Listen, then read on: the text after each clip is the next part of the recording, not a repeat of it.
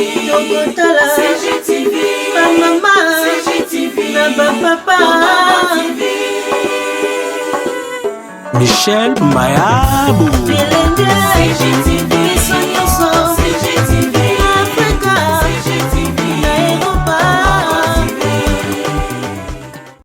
Abonnez-vous sur Congo Gold TV et n'oubliez surtout pas de cocher la sonnette quand vous vous abonnez pour recevoir des notifications de chaque mise en ligne des nouvelles vidéos. Bonjour, bonsoir, chers amis internautes. Zo dépend dans la RO Bokozali Bakuya Kolanda. Émission na bino boninga kamingi tout sauf rien. Oye kumba makana ngai mwana moka na kombo ya Meta Immortel. Babi émission tout sauf rien eza émission oyo to yambara bato ndenge na ndenge eza émission oyo to yambara ba beti ndembo ba musicien ba ndeko na biso ya masolo oyo babengi na lopoto na lingala ya masolo oyo babenga ba ndeko na biso mingi ya théâtre eza émission to kendaka sur le terrain to kendaka na ba orphelinat donc eza émission vraiment to yambara bato nyonso tout yango toujours na cadre ya actualité pe na cadre toujours ya émission na bino o bolingami pona ko sepesa ba abonné na biso ya Congo Gold Télévision yango toza awa na kati na église oyo to esika wapi oyo pasteur moko basali na Nzambe na to esika wapi oyo plateforme moko ebimi na kombo ya le pasteur sans charge. Eza plateforme où eza ko réunir eza ko sangisa basala Nzambe ebele toye awa na point de presse oyo babengi biso o bazo parler toujours pona bien yamboka na biso Congo yamboka na biso Congo pe oyo ba pasteur basangani pona ko soutenir idée ya chef de l'état pour biso toyebi que chef de l'état azomboka na biso Congo apesa na maboko ya Nzambe yango les pasteurs s'en charge baza awa pour toujours na ko soutenir idée ya chef de l'état. Restez toujours branchés sur votre chaîne Congo Gold Télévision. Merci beaucoup, chers amis de la presse, chers chevaliers de la plume. Nous sommes là dans le cadre de ces points de presse avec l'APEDI Congo. L'APEDI Congo qui signifie la pastorale de l'Église pour le développement intégral du Congo est une plateforme interconfessionnelle présente. Et aujourd'hui, nous sommes là dans le cadre de présentation de ces mouvements qui égorgent le serviteur de Dieu. Nous sommes avec celui qu'on appelle le révérend pasteur Victorie Kamicha, lui qui est le visionnaire. Et ensemble avec lui, nous allons découvrir l'APEDI Congo. C'est quoi? Quelle est la vision majeure de l'APEDI Congo vis-à-vis de notre pays, la République démocratique du Congo. Et sans plus tarder, je vous laisse le temps de suivre l'exposé de l'homme de Dieu, pasteur Victorie Kamicha, à qui je dis salut l'homme de Dieu. Oui, bonjour, bonjour messieurs les journalistes, tous les chevaliers de la plume, vous qui me faites aujourd'hui l'honneur d'être ici avec vous et de faire ressortir cette vision qui est la nôtre. Je vous salue. Je salue aussi tous les pasteurs qui sont avec moi ici présents, au nom de Jésus. Et je salue aussi les téléspectateurs partout qu'ils suivront cette émission ou cette présentation qui est notre point de presse par rapport à la vision que nous avons depuis plus de 2 ans pour ce pays. Et maintenant, nous nous sommes sentis dans l'obligation de faire valoir et de faire comprendre à la nation tout entière, aux pasteurs et à l'Église du Congo, et à toute l'Église en général, l'œuvre que nous avons entre nos mains et la vision que Dieu a mis à notre cœur. Je crois que les journalistes ont déjà expliqué un peu ce que ça veut dire l'APEDI Congo. C'est une plateforme interconfessionnelle, l'APEDI Congo qui veut dire la pastorale de l'Église pour le développement intégral du Congo et aussi de nos églises respectives. Alors, vision, il y a APEDI Congo, et je serai un peu bilingue pour Ekende Malam. L'APEDI Congo, ndenge touti koloba, ezali une vision que Dieu nous a mis à cœur. Oh, ezali un objectif majeur, objectif principal, il y a Kobakisa, na kati ya lolenge ba pasteur to memelaka musala na nzambe to memelaka ba ndimi na mateya na biso ko bakisa dimension ya développement. C'est bien toza na rôle na biso prophétique, toza na rôle na biso naturel en tant que pasteur dans une église ezali pona komemela batu sango malamu na Yesu Masia. Mais nous sommes dit c'est bien sango malamu na Yesu Masia oyo un jour ye moko ayebisaki ba yekoli na ye tango bazo yebisa ye na ntoma petelo oyo ndoi na ngai ayebisi alobi nkolo tala bato oyo baza na nzala tozongisa bango na bandako bakende kolia bongo baya alobi toya koteya bango. Yesu ayebisaki petelo alobi donnez-leur vous-même à manger. C'est-à-dire bato bazoya na l'église na biso o toza ko encadrer en tant que ba pasteur vision ya pedi Congo ezali ete na bande ko nyonso wana ba membre ya ba église na biso biso na elobeli na biso biso na eteyeli na biso biso na lolenge na biso ya komemela bango sango malamu to bakisa dimension ya développement intégral de telle sorte que bato oyo bazali koya na ba église basuka kaka teke tokokende lola mais bayeba peke tango tozali na mokili. Qu'est-ce que nous pouvons faire pour être tous à la malamu na mokili oyo? Et biso ba pasteur lelo na mboka ya Congo, la population tout entière batielaka biso motema parce que en réalité ce que nous sommes pour le peuple, c'est ce que Dieu est pour nous. Batu bamonaka biso lokola banzambe na bango. Mais nzambe tolelaka ye na ba makambo na biso nyonso. Tolelaka ye te kaka afongolele biso lola tokota.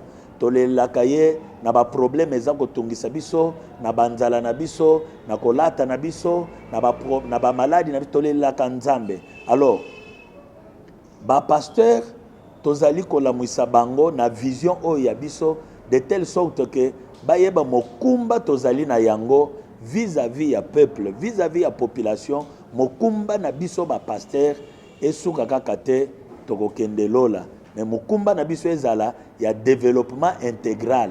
Donc tout traiter mutu na mobimba na ye corps, âme et esprit et kozala bongo malam pour na l'église na biso pe pour na mboka na biso. Et par rapport ya l'APD Congo tozali na ba vision minene, ba vision tozali na ba objectif minene pe tozali na ba but oyo tolingi ko atteindre. Alors pour concrétiser ce que ba bit na ba objectif ya la pedi Congo ndenzamba yaki ko tia biso na motema pour kotombola un mouvement pastoral. Un mouvement pastoral, je crois que lelo na bandeko na biso ya politique pe bandeko mususu tozo mona ba mouvement citoyen, tozo mona ba ONG, tozo mona ba organisation ya ndenge na ndenge, mais ce que étudier malamu la base ya makambu nyonso wana lelo ça devrait être l'église parce que l'église azali na centre ya makambu ebele. Omona muto asali ONG na ye ayene ba église na biso pona kozwa ba membre ya ba église bakoma ba membre ya ba ONG, mais l'église quel est son travail? Biso tokufeli kaka boko kende lola boko kende boy. Non, nous disons maintenant là où je suis en train de vous parler que mouvement na biso ezobima. Mouvement nabiso ezobima, le mouvement pastoral que l'on appelle, que l'on a toujours appelé les pasteurs sans charge, c'est-à-dire tokoti masolo, tokoti makambo ango, quel que soit makambo o etali église, o etali mboka Congo, o etali ba membre ya l'église nabiso, parce que je vais vous étonner peut-être pour vous dire que le Congo à plus de 70% il y a population naie, ce sont les chrétiens. 70% de la population congolaise baza bandimi ba Kristo et c'est batunyon soana population wana baza na maboko na biso ba pasteur. Mais maintenant tant que lobi que le pasteur s'en charge, c'est-à-dire ba pasteur tokoti masolo et lokoni nezo tindika biso avec force tokota masolo et loko zo tindika biso avec force tokota masolo. Je crois que bino nyonso ba journaliste na ba pasteur bazaliawa, vous êtes sans ignorer que depuis, je crois, si ma mémoire est bonne, c'était en date du 23 juin 2019 oyo le président de la République Félix Antoine Tshisekedi Tshilombo a telemaka na stade de martyr a prononcé maloba na monoko na ye parce que moi j'étais là à 0 mètre na ye maloba nyonso abandaki koloba na bandaki kozela te ke ebima na ba haut parleur pona yoka yango nezali kokota directement na matoi na ngai aloba boye nazali ko consacrer mboka oyo na maboko na Nzambe aloba Seigneur Jésus Christ yaka ovanda na trône ya bokonzi ya Congo ozala mokonzi ya Congo nkolo le président de la République akamata bokonzi apesa na Jésus. Mais à notre très grande surprise basali na Nzambe ba pasteur surtout ngana zolobela ba pasteur et puis terme oyo nazo employer ba pasteur ezali ko couvrir même ba apôtre, même ba prophète, même ba évangéliste, même ba docteur, même ba serviteur na ba servante nyonso ya Nzambe. Ba kamati mboka ba pesi na maboko ya Jésus. Oyo biso tozali ba serviteur, oyo biso tozali ba ambassadeur ya Christ sur la terre. Le président de la République a kamati mboka a pesi na maboko ya Jésus. Et les pasteurs sont restés comme ça. Lokola batumoko hypnotisé, lokola batumoko toyebite to bandela wapi, lokola batumoko toyebite to sala nini, lokola batumoko toyebite to kende wapi. Non. Le revenu. C'est ça le moment. Oyo biso ba pasteur toko telema, toko zwa makambo mboko na maboko na biso. Maintenant, c'est notre tour. C'est les pasteurs qui doivent s'en charger. Hein? Les pasteurs s'en chargent. Nalingi kolobate ke tokozwa makambo na mboka, tokomi ba ministre, tokozwa makambo na mboka, tokomi ba PDG, tokozwa non. Ce que nous pouvons faire, nous le faisons. Et dernièrement, vous avez tous suivi, c'est d'actualité, président a sali Union sacrée de la nation. Paix à lobby. C'est pour gouverner autrement le Congo. Alors, dans cette nouvelle gouvernance, il y a Congo, autrement wana ba pasteur pe bazana kati. Parce que plus rien ne sera comme avant. Ba pasteur tozo telema. Ezaki kala ba politicien ba ko sala sala makambo na bango, ba yebiso to betika ka maboko. Mais cette fois-ci, biso ba pasteur, nous allons encadrer bandimi na biso. Pour le développement de ces pays, nous allons encadrer Bandimi Nabiso pour éclaircir bango na ba jeu politique ou ça na mboka oyo. Je crois la fois passée na salaki intervention moko oyo na lobaki likam moko oyo bato bakomi ko finga to koloba na ngai boy ba finga baloba je m'en fous et puis je reviens toujours avec force na zoloba na mboka oyo.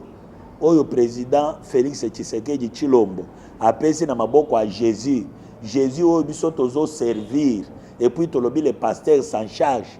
Yo telemi olobi nga naza opposant, mais je te dis monsieur tu es un sorcier. Tu es un sorcier parce que mboka eza na maboko ya Jésus oyo ya biso yo olobi oza opposant. Maintenant, oza opposant, il y a Félix Tshisekedi to oza opposant ya Jésus. Et l'opposant de Jésus, toyebi, c'est Lucifer, c'est le diable, c'est Satan. Toboyuku to benga yo Satan, Lucifer, to benga yo sorcier. Qu'est-ce que je veux dire par là? Quand les pasteurs s'en chargent, hein, c'est-à-dire tokobanda ko décortiquer même ba message oyo ba politicien bazali ko bimisa na ba média parce que l'ensorcellement de ces pays ezaka kate muto atelemi abandi koloka baza koloka mboka oyo na maloba. Baza ko décourager batu po basala misala te, baza ko décourager batu po balinga mboka te, baza ko décourager batu po balinga bakonzi te, baza ko décourager batu po banda ko telema même dans les vides, même ceux qui baza ko comprendre te, to comprendre que zalaki erreur na biso ba pasteur, to tikaki terrain, maintenant nous occupons le terrain. Ba pasteur tokozala na façon na biso ko encadrer ba pasteur na biso. Po tozala na langage à contenir na kati na ba église. De telle sorte que l'église na biso tozala debout pour na makambo etali développement, debout pour le bien-être du Congolais, debout pour la refondation du Congo, parce que la refondation du Congo ne peut pas se réaliser, se concrétiser sans que ba pasteur bazala na kati. Ce que le président a fait là-bas, l'Union sacrée, c'est bon. c'est pour les politiciens. Bango bazaka wana ba pouvoir na bango ba ceci cela et puis okomona kala mingi te ba politicien mingi oyo bakendaki na union sacrée wana tango bakomona ke bazui ba poste te comme bango c'est toujours les postes bako changer langage mais comme bakozala na courage ya ko changer langage na ndenge ya makasi te bakobanda na cesse photo kende élection et na cesse wana babandi ko lona biloko na bango ndenge balonaka. Cette fois-ci ils vont retrouver les pasteurs en face tokoboy élection te mais nous allons expliciter na l'église na biso tokozala na espace na biso tokozala na temps o tokobanda ko fongola mémoire ya bana na Nzambe po bakoka ko benda bango te babendi bango koto bakei babendi bango koto bakei.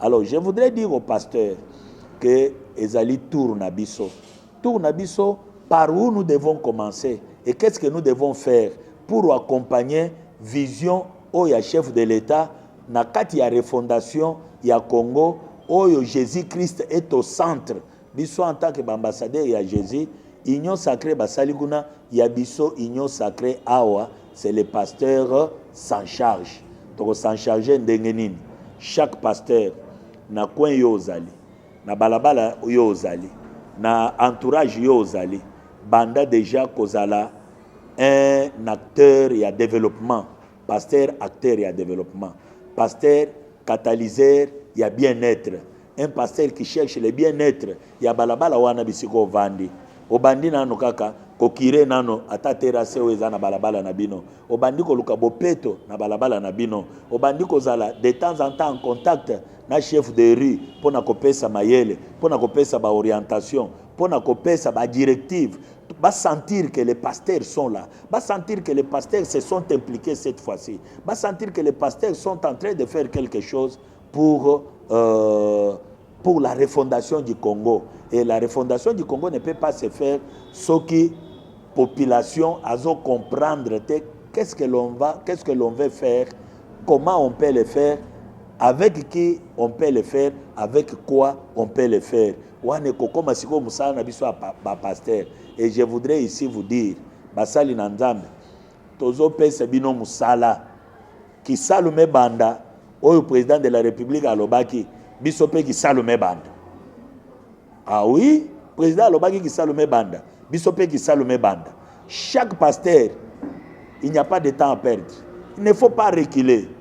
Kaka na balabala na yowana commence à t'imposer comme un leader d'opinion, commence à t'imposer comme celui qui explique à la population entière et aux membres de l'Église qu'est-ce qu'il faut faire, dans quelle direction nous devons marcher et comment est-ce qu'on doit se soutenir mutuellement pour faire avancer notre pays. Alors, l'APD Congo abimisi mwana na ye force na ye o balobi le pasteur s'en charge parce que le pasteur s'en charge c'est erozala résumé il y a mise en œuvre il y a objectif na ba but ya APD Congo pour le bien-être du Congo et pour le développement intégral de notre pays. Alors banani oyo bakoki ko adhérer na le pasteur s'en charge ou l'APD Congo. D'abord pour l'APD Congo c'est une plateforme interconfessionnelle, c'est-à-dire pour les hommes de Dieu et pour tout celui qui a monique azali ko s'identifier na babit na biso na objectif na biso na statut na biso na règlement d'ordre intérieur na biso. Je voudrais par là vous dire déjà que l'APD Congo tozali déjà na F92 na biso tozali déjà na statut na biso notarié. Et au fur et à mesure maintenant, nous sommes en train de chercher à avoir arrêté ministériel au Yokovandisa Moussa Nabiso Tozo Sala. Je venais de dire que Topesi ba pasteur Moussala, c'est pour dire que pasteur Bisiga Nyonso Zali qui salume banda. Banda déjà ko sala quelque chose. Toko communiquer bino ba numéro Nabiso ya WhatsApp, ba numéro Nabiso ya ba SMS, vous qui voudriez adhérer dans le mouvement Nabiso, les pasteurs s'en charge. Aujourd'hui, il y a un lancement, mais il y aura beaucoup d'émissions pour qu'est-ce que nous sommes, où est-ce que nous sommes déjà installés, qu'est-ce que nous voulons faire, et comment on va le faire, avec qui on va le faire. Et beaucoup de monde que Tozali Mikete, Tozali déjà installé dans quelques provinces et nous irons très loin avec cette affaire parce que ba pasteur ba mikoti si likambo. Pour le numéro de téléphone, je vous dirais que Tozali na numéro nabiso 081 880 61 60 081 880 61 60. Tozali sous na numéro nous 089 280 29 99 089 280 29 99. Avec le numéro mibalo ata oza musika okoki comme un membre na biso. Soko yoki que vous vous retrouvez dans cette vision va appuyer les gouvernants na musala bazali kosala et j'insiste, nous sommes là pour appuyer le Seigneur Jésus-Christ pour la refondation du Congo.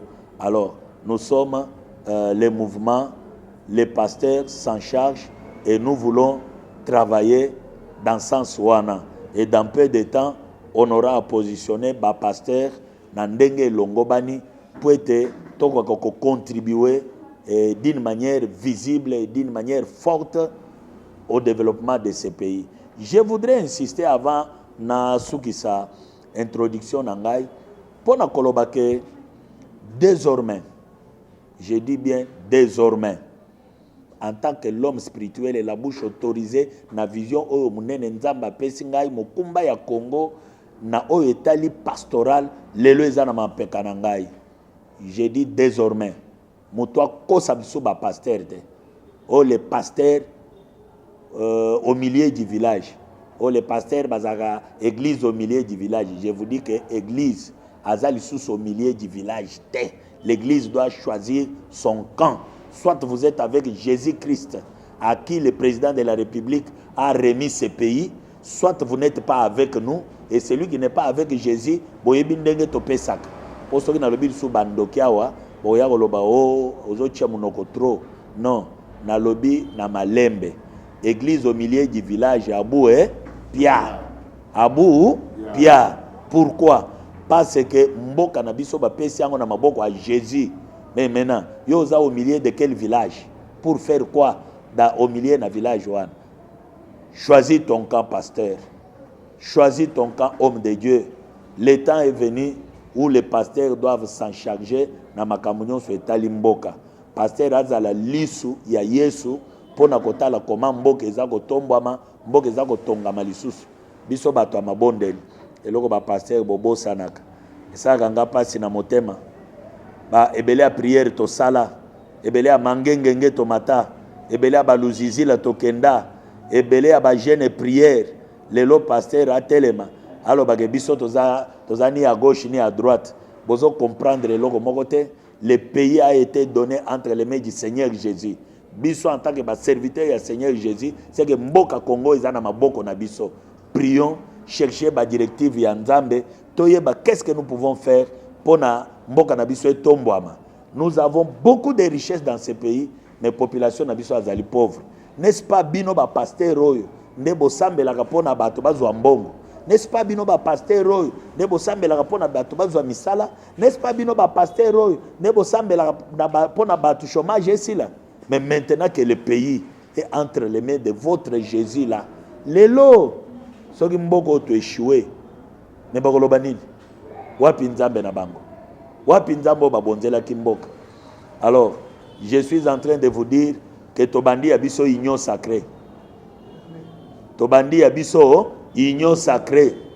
Yabiso union sacrée kombo nango, les pasteurs s'en chargent.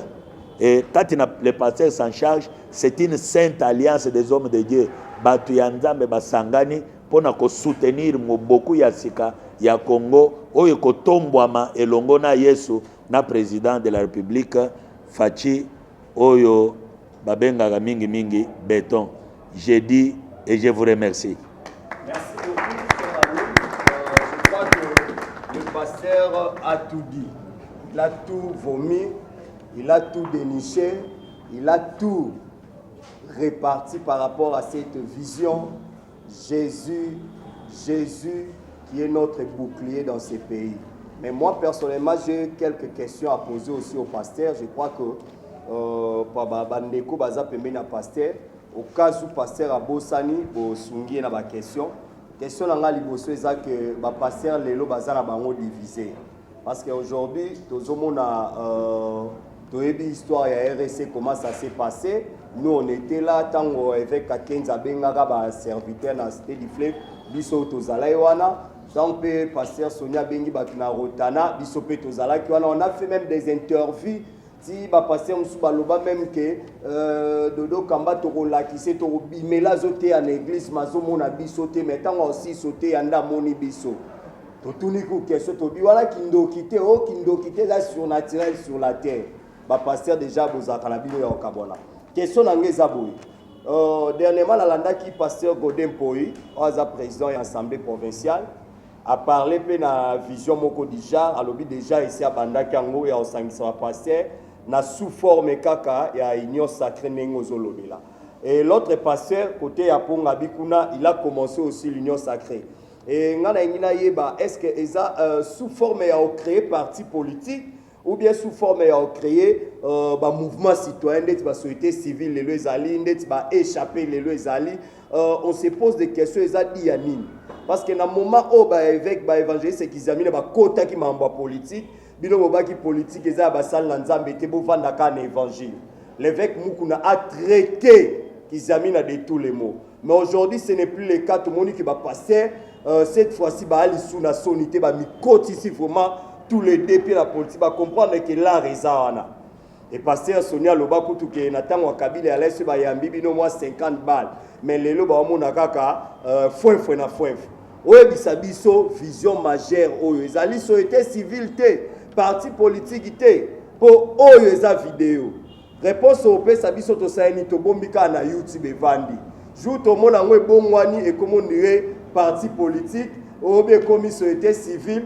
Ba vidéo ko sa ndenge ko bima ndenge bima ke pa ya président Maléré Chadar et coup sur coup ba vidéo bimaka muta fingio zongi sa fingio et puis question msuna ngina loba le visionnaire victorieux yebisa bisona nous ce qui est vrai quelles sont de relations bozanango na présidence de la République et qui est derrière vous.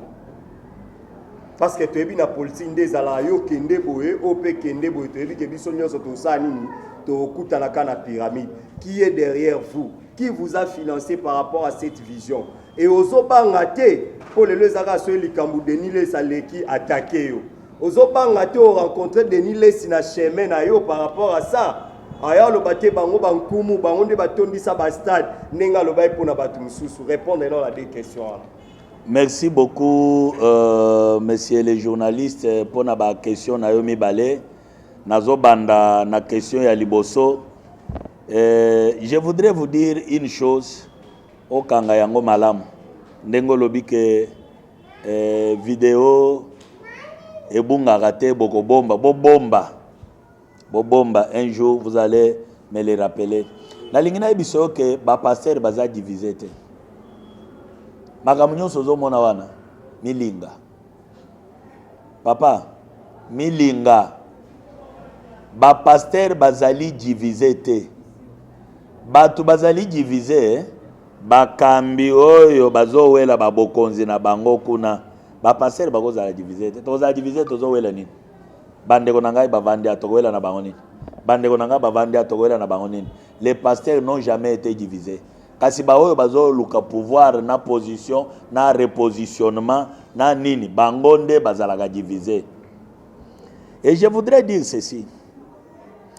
Makambo ya RSC ndenge ezali kokende ezali kaka ndenge na uti koyebisa yo wana batu bazo luka positionnement batu bazo luka ngai nazala wapi mais moi je voudrais valoriser une chose. Président Félix Tshisekedi a pesi mboko na maboko ya Jésus-Christ de Nazareth. Si moi, je suis serviteur de ce Jésus-là, papa, kotangela nga makambo politique, te politique eza muke. O bomona politique wana eza muke. O biso ba pasteur to kosala sikoyo, et aux aminene koleka ba politique wana bozomona parce que les pasteurs s'en chargent bana basakani mingi biso moko bakolo likambo tolingi to simba likambo na biso. Quand vous dites que eza parti politique, pourquoi ngana ça la parti politique lelo omoni église neti awa tozali na église na kozala na encadraka bato bakoki kozala 100 bakoki kozala 200 mais c'est plus même qu'un parti politique. Bato to encadraka na église tozalaka na bango par semaine na l'église ebele batiaka culte par semaine 2 fois ou 3 fois par semaine et le dimanche ça fait 4 ou 3 fois par semaine tozana batouana 4 ou 3 fois. Nous sommes plus puissants que les politiciens. Nous sommes plus puissants que la politique. Mais Tomie Bagaté, c'est pourquoi j'ai dit maintenant que les pasteurs s'en chargent. Même les politiciens, nous allons nous en charger. Pour nous boto la bango bisika na bangote. Pour nous sala musala na bangote. Mais nous allons recadrer. Biso toko bandaka na base te na population. To la kisi population na biso noir sur blanc. Awa bazoko sabino. Awa bazo bisabino vérité. To tambola boy. Tokende boy. Et puis yo soki oye biso toko défendre la vérité pour la refondation du Congo. Soki yo bimi na kati ya vérité etalio parce que kozala suna bato akokosa te po biso ba pasteur tokozala déjà to fongoli bato matoi to fongoli bato bongo to lakisi bato makambo nyonso yo yeko telema wana boye bato bazo timbelo balobi papa na biso ayebisaki biso na église. Papa asi akebisaki biso pona bato ya boy. Papa asi akebisaki biso pona bambwa ya kanda oyo bayaka pona koyiba koboma kopanza kobebisa. Mais Jésus-Christ quand il vient c'est pour que les brebis aient la vie et pour qu'ils soient en abondance. Nayoki o talisi que bandeko bazako sala otangi bakombo ya basale ya nzambe minene o nazo pesa mbote basali ba mususu ba union sacrée ba mususu ba boye tokoki kobundisana te mais la vision na biso ezali nini. Je vous dis que la PEDI Congo depuis que nous avons commencé to former ba pasteur rebelle ba komi ba défenseur des droits de l'homme. To former ba pasteur rebelle ba komi ba défenseur ya climat ba komi ba défenseur de l'environnement. Ozomona axe biso tozokende. Les pasteurs doivent s'en charger. Na makambo to bandai ko négliger mais ce qui peut faire la force ya mboka na biso pe la force ya musa na nzambe pe ya bana na nzambe. Dans les jardins d'Éden tango nzamba akeli mokili apesi yango mutu alobi batela mokili cultiver yango bomba yango bongisa yango. Tala bosoto na Kinshasa les politiciens sont là. Tala bosoto na Kinshasa les politiciens sont là.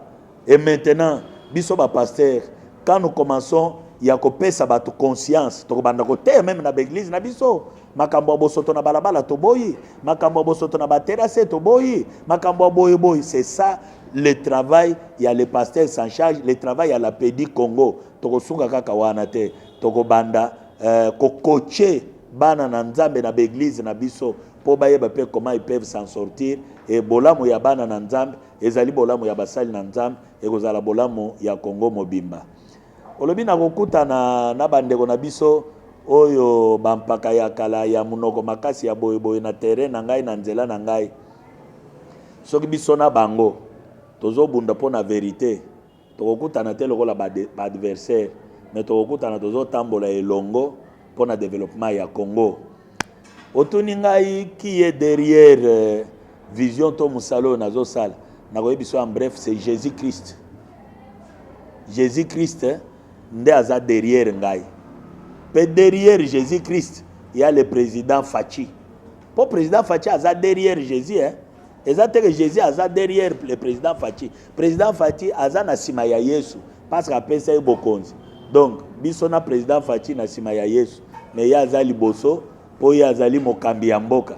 Biso na sima tozolanda. Qui nous a financé ndeko. Soki tolandi makambo ya ba financement na ba boye. Tokoki kosala lisusu musala na nzambe tokosala eloko moko na mboko yote. Et je voudrais par là kobenda mato ya ba pasteur nyonso bakolinga kolanda ngai parce que oyo biso tozobanda eza musala.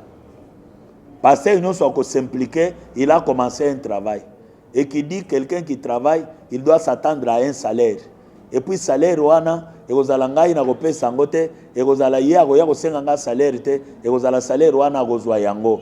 et je vais expliciter dans l'émission comment le salaire va venir.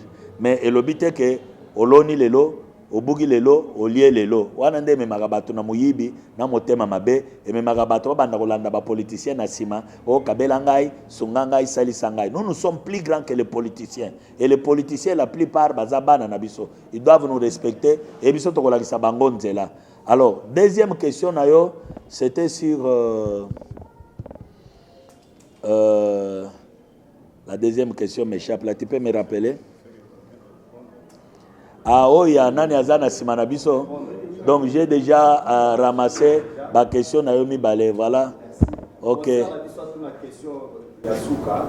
Ok, merci pasteur. Meta. Pasteur, question n'angeza boy. Tokyo awa oye bisibiso ke président Fachi appelé Samboka et pas Nzambi. Donc ba opposant, ba opposant, baza banguna ya Congo. Donc tokoki koloba pe loko ABC Fayulu. C'est que pas manguna Congo. Siko soki alandi émission o. Eko sala ndenge ni. Deuxièmement, tomona ba pasteur mususu ebele na botanga kombo loko ba pasteur Kakenza na régime de kaka na ba pasteur mususu bayaka ba soutenir président sortant. Mais elle comme na régime oyo maramunion se comme na mai. Baye ba komo lukasiko yo ba soutenir susu président Fachi. Par rapport à que non, les pasteurs s'en chargent. Les pasteurs s'en chargent. Et reçu quand on a un régime, tout ce régime, quoi régime sous ce goya pour que les sous soutenir sous le chef de l'État on a tétondé. Merci beaucoup maman pour naba mituna nayo.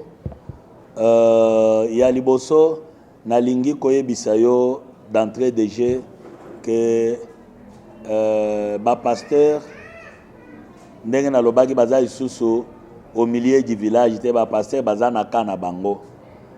Les régimes politiques etika la kalibela te yaka ekendaka. Je voudrais vous dire quelque chose maman nangai.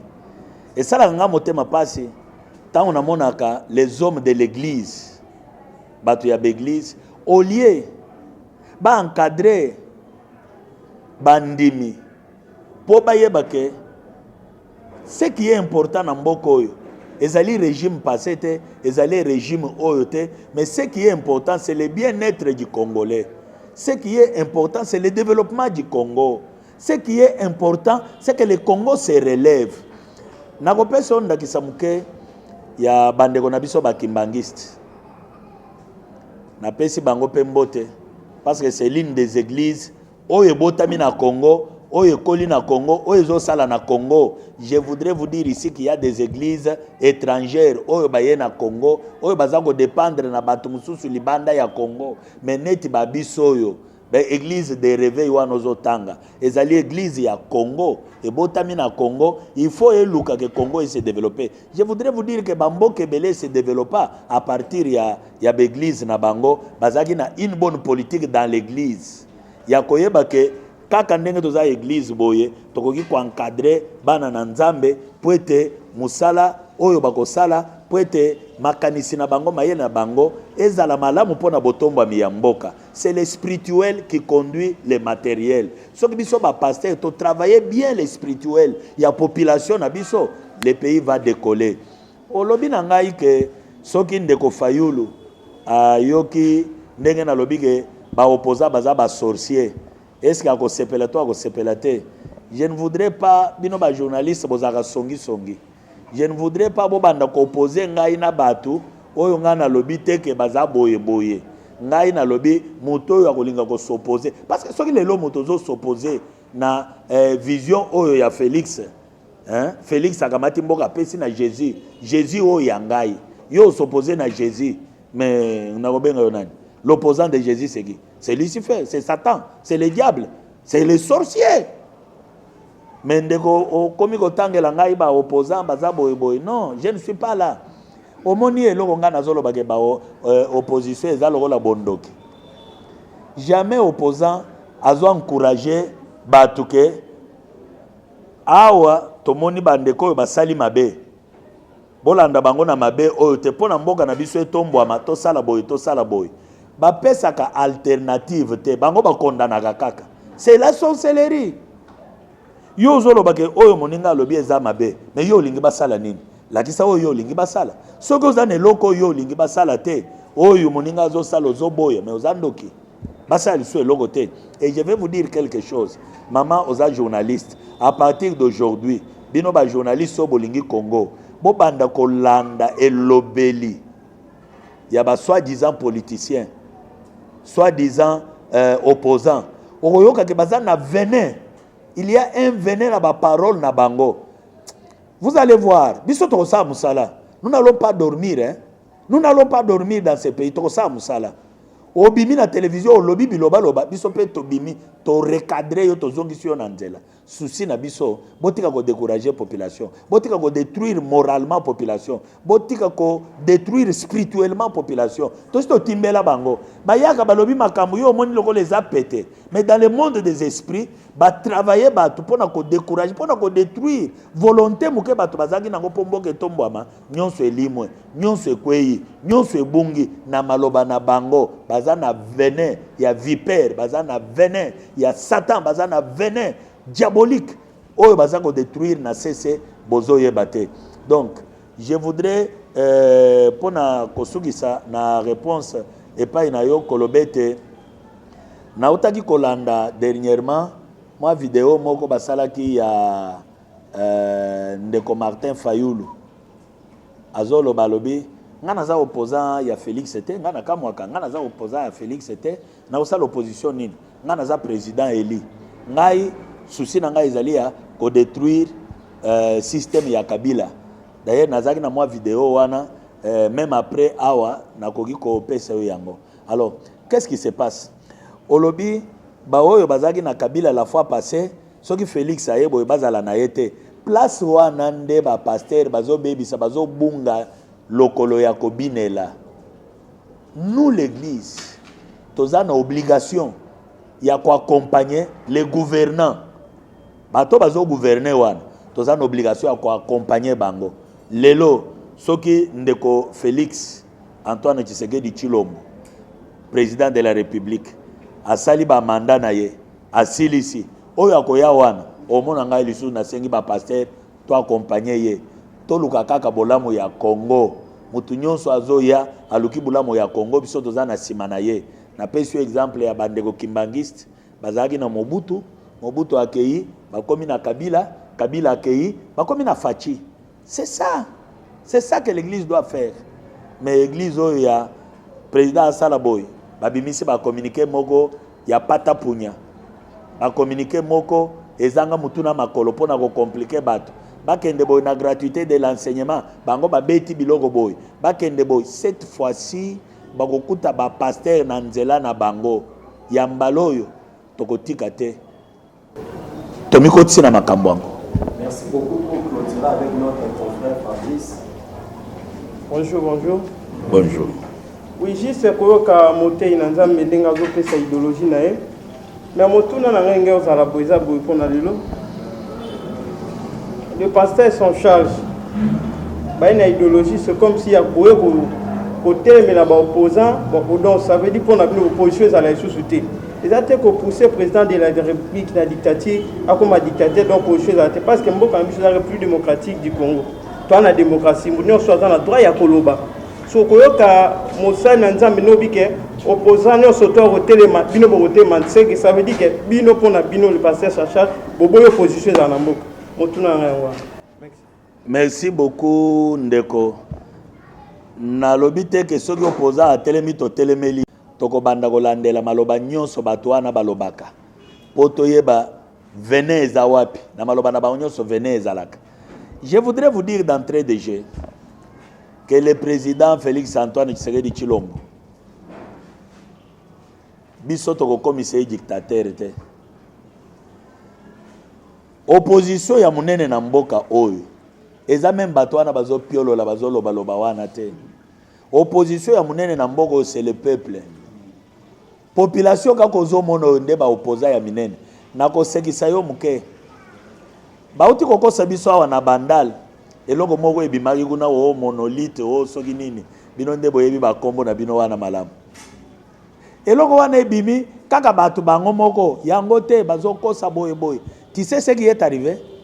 Population est moko atumbi eloko wana. Alors bi to boyi biloko na bino ya ba franc-maçon oyo. To boyi biloko na bino ya ba magie oyo. Mboko ba pesa yango na maboko a Jésus. Bino boko moya na biloko pamba pamba. Je te dis, hein? Na koyebisa yo, les Congolais est déjà mûrs. Les Congolais est déjà mûrs. Ba opposition ya pata punyande tozo boya papa. Ya ko décourager population. Bo salate, bo kendete te. Bo tika population atonga mboka na ye. Mais l'opposition, ce qu'elle est l'opposition constructive, elle est l'opposition destructive. Et je vous dis actuellement là, on sait l'opposition yanini, yonani, ozo bandelango wapi. Pourquoi tu fais ça? Parce que le président est en place, a fongoli maboko boy. Alors boya to tonga Congo, tala. Tu sais makamususu, et puis ça ngana mawana motema. Oyebi qu'aujourd'hui bato bazana union sacrée wana ya Félix Tshisekedi oyo ba finga kaye awa ba traité de tous les noms ba lobby na ye ba diplôme ya lukuta boye na ko bimisa makamusu ba finga kya te tozali kolela na motema hein komona président oyo ya bino bozo finga bozo kitisa ye mais tout le monde là baza autour na ye aboaki bango te aboyi bango te mais toi tu restes dans l'opposition pour faire quoi? Parce que lobby boya to gouverner mboka autrement boya tout ça la refondation ya Congo et Longo ba idée wana oza nango ya opposition olingi otika nango na opposition pona nini yaka nango na union sacrée bosangisa makanisi wana botambwisa mboka biso pe ba pasteur nyonso boya ya biso union sacrée yango yo les pasteurs s'en charge to koti makambo yango to kozonga simate ko bosana te ba numéro na biso na pesi de telle sorte que okoki ko s'adhérer na les pasteurs s'en charge. Même na SMS otindi kombo ya église kombo na yo adresse na yo numéro na yo ya téléphone même na WhatsApp otindeli biso de telle sorte que tozala na liste ya banani bazana biso na ba province na biso nyonso na 4 coins ya Congo. Nous voulons que les pasteurs bakota likambo même na ba bitumbo eza na est lelo soki les pasteurs batelemi mais nous allons dénicher tokoyeba banani baza derrière babiloko tokoyeba qui fait quoi et qui dit quoi. Les pasteurs s'en chargent tozala partout et qui salome banda. Merci beaucoup.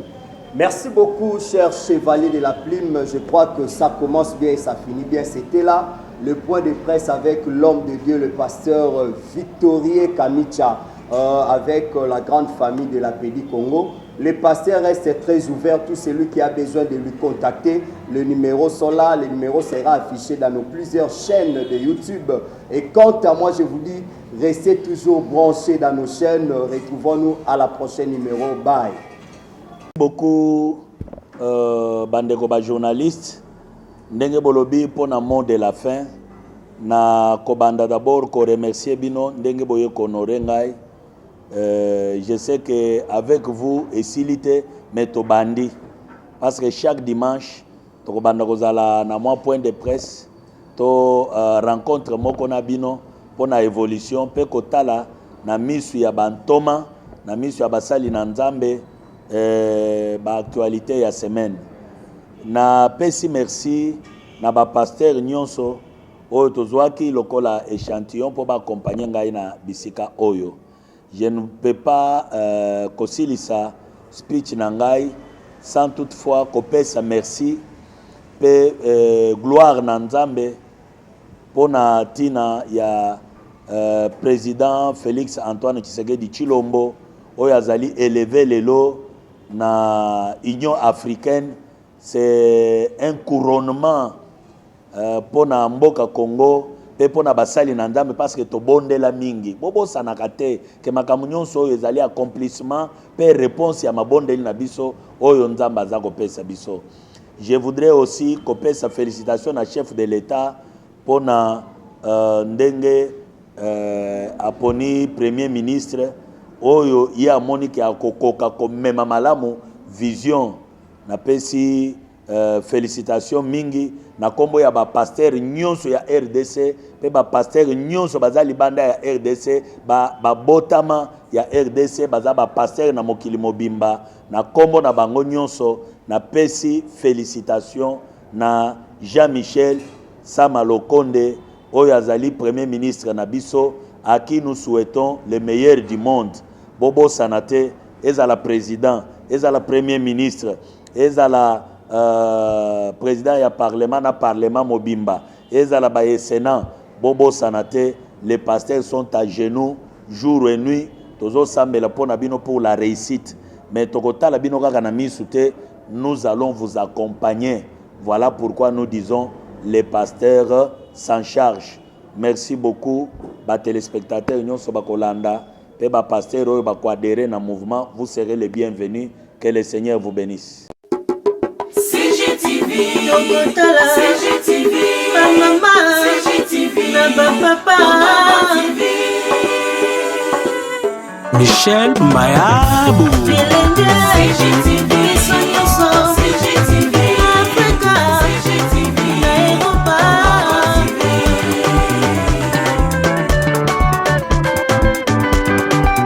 Ba émission ya kitoko culturel, politique, religieuse. CGTV, Tokotala, ba mama, na ba papa.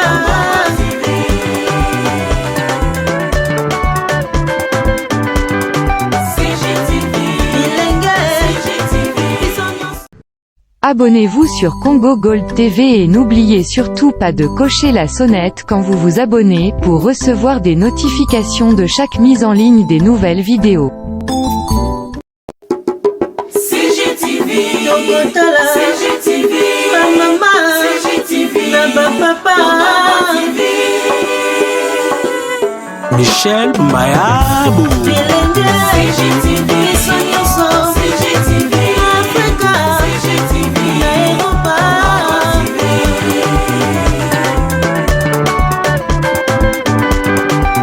Ba émission ya kitoko culturel, politique, religieuse. CGTV.